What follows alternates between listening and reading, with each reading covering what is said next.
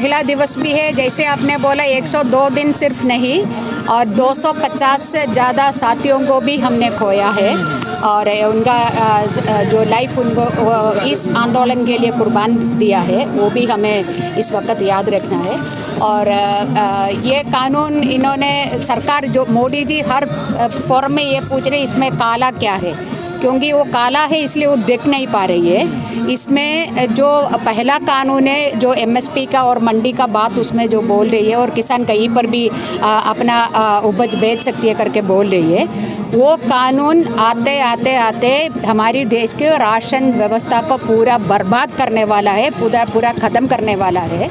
वो एक चीज़ है। और तीसरा जो कानून है जो आवश्यक वस्तु संशोधक कानून है, वो कानून क्यों लेके आया था, क्योंकि जो स्टोर कर रही थी सारा चीज़ें खरीद कर जो कर रही थी वो एक क्राइम है करके उस वक्त के सरकार ने ये कानून लाया। और अभी ये सरकार ने क्या किया, उस गुनाह को कानूनी हक दे दिया है। आप कितना भी खरीदो और आप जमा करके रखो और कोई पूछने वाला नहीं है।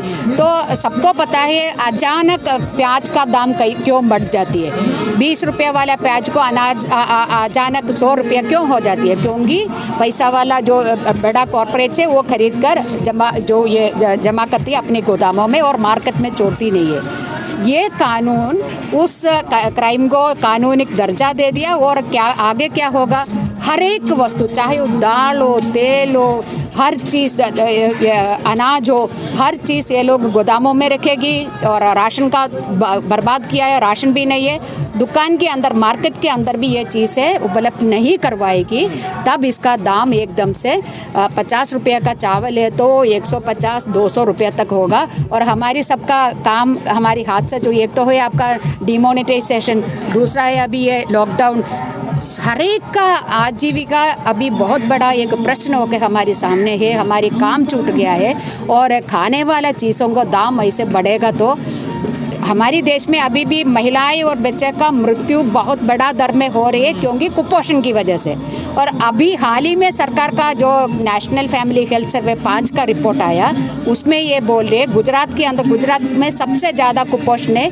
पिछले 4 साल में जो 60% कुपोषण था, अभी सरकार की आंकड़ा बोल रहे 80% कुपोषण बच्चों के अंदर हो गया है, बच्चों में हो गया है। तो ये बढ़ती ये महिला की जो गर्भवती महिला की मौत और नवजात शिशु का मौत की 2 मुख्य कारण है, कुपोषण और एनीमिया, जो जिनका इतना खून चाहिए शरीर में वो नहीं है। तो इस वजह से तो अभी सोचिए ये तीनों कानून जोर से लागू करना शुरू करेगा तो इस देश की महिला की और बच्चों का एक तरफ का एक जेनोसाइड होने का, एक साइलेंट जेनोसाइड होने का है, तमाम गरीब जनता को मारने का है। इसलिए हम इसको विरोध करती हूँ और सरकार को ये मांग करती हूँ, कितना भी दिन हो, 102 या 202 हो, इसको वापस लेना है। और हम पूरी देश, ये सिर्फ पंजाब हरियाणा और यूपी का बात नहीं है, पूरी देश की खाना खाने वाला हर व्यक्ति का मुद्दा है ये। इसलिए महिला भी इसमें शामिल है, नौजवान भी शामिल है, वर्कर भी, हर लोग इसमें शामिल है। तो इनको एक दिन ये सारी लोग मिलके नरेंद्र मोदी को और आरएसएस को दिखाएंगे इस कानून में काला क्या रखा है, ये दिखाएंगे। लेकिन मैडम हमने आपको देखा है वर्षों से, कई वर्षों से आप विरोध कर रही हैं सरकार की गलत नीतियों। कई आंदोलनों में आप रहती हैं, ज़्यादातर आंदोलनों में आप रहती हैं। इस आंदोलन में उन आंदोलनों में क्या अंतर रहा? एक आंदोलन और हुआ था 1 साल पहले, वो वैसे ही समाप्त हो गया, उसका भी कोई नतीजा नहीं निकला। क्या ये आंदोलन भी उधर ही जा रहा है क्या? नहीं, ये हर आंदोलन में कुछ ना कुछ हासिल करके ही हमारी आंदोलन खत्म हो गए। पिछली आंदोलन जो आप बोल रहे हैं, जो सीएए के खिलाफ वाला आंदोलन बोल रहे हैं ना, वो मुद्दे को हमने पूरी देश के अंदर, दुनिया के अंदर उजागर किया, वो कानून क्या है करके। इस देश की एक धर्मनिरपेक्ष एक हमारी संविधान है, उस देश धर्मनिरपेक्ष देश है। उस देश को कोई भी एक धर्म के आधार वाला देश बनाना चाहती है। मैं कोई धर्म का हो, आप कोई धर्म का हो, आप कोई जाति का हो और दूसरा कोई जाति, सब मिलके इंडिया होती है, सब मिलके भारत है। उस भारत को कोई भी एक धर्म के आधार पर, वो भी हिंदुत्ववादी जो जब ब्राह्मणवादी जो धर्म के आधार पर, यानी जो दूसरे लोगों के साथ मिलजुल के रहने वाला नहीं है। ब्राह्मण भी सारी ब्राह्मण ऐसा नहीं है, वो भी मिलजुल के रहती है, मगर कुछ चंद हिस्सा ऐसा है जो आरएसएस की जो ताकतें है, वो लोग चाहते हैं कि इधर जो क्या है ये सेकुलरिज्म को सपोर्ट करने वाला भी, वो जो भी कोई भी उच्च जाति का भी हो, उनको भी इधर जगह नहीं है। वही हम देख रहे हैं ना, जो सेकुलरिज्म को समर्थन करने वाले का ऊपर भी क्यों हमला हो रही है, क्योंकि वो नहीं चाहती है कोई भी धर्म का हो, उच्च जाति का भी होगा, मगर सेकुलरिज्म का जो धर्म निरपेक्षता को यदि सपोर्ट समर्थन कर रहे तो आपका इस देश में जगह नहीं है, यही बोल रही है आरएसएस। तो ये बहुत खतरनाक एक चीज़ है। ये सिर्फ मुसलमान की बात या ईसाई का बात या किसी और धर्म का बात नहीं है। इस देश को, इस देश जैसा एक डेमोक्रेटिक सेकुलर देश जैसा मानने वाला हर व्यक्ति का है, तो वो चीज़ हमने उजागर किया। इस आंदोलन को भी आप क्या सोच रहे, 250 लोगों को कुर्बान दिया है, सोच रहे कि हम ऐसे खाली खात वापस जाएगी? नहीं जाएगी। आप सेकुलर और लोकतंत्र की बात कर रहे हैं, अभी फ्रीडम हाउस की रिपोर्ट आती है, वो कह रहे हैं कि भारत में लोकतंत्र बचा नहीं, आंशिक लोकतंत्र है। वही चीज़ हम देख रहे हैं। इसलिए जो आवाज़ सरकार का क्या है, सरकार के ऊपर, सरकार की नीति के ऊपर बात रखने वाला, उसका ऊपर टिप्पणी देने वाला और विरोध करने वाला और अपना जो चीज़ है अपना राय रखने वाला, वो यदि नरेंद्र मोदी की सोच के अनुसार नहीं है तो वो सबके खिलाफ यूएपीए का जो कानून लगा के उनको अरेस्ट करके जेल में डाल देती है और 2 साल तक उसको जेल में कोई बेल की बात नहीं है, कोई क्या है केस को कोर्ट में लाने का बात नहीं है। तो ये सब ये एक तरफ का ये क्या है, ये कहा कि डेमोक्रेसी है। तो इसलिए हर जगह में इसी तरीके का तानाशाही चल रही है, हिटलरवादी चीज़ें चल रही है। हिटलरवादी जो हिटलर कैसे देश उनकी अपनी राज्य चला रहे थे, उसी प्रकार का चीज़ मानते हैं। मेरा अनुभव से यही अनुभव है, क्योंकि मेरे खिलाफ भी यूएपीए का केस है।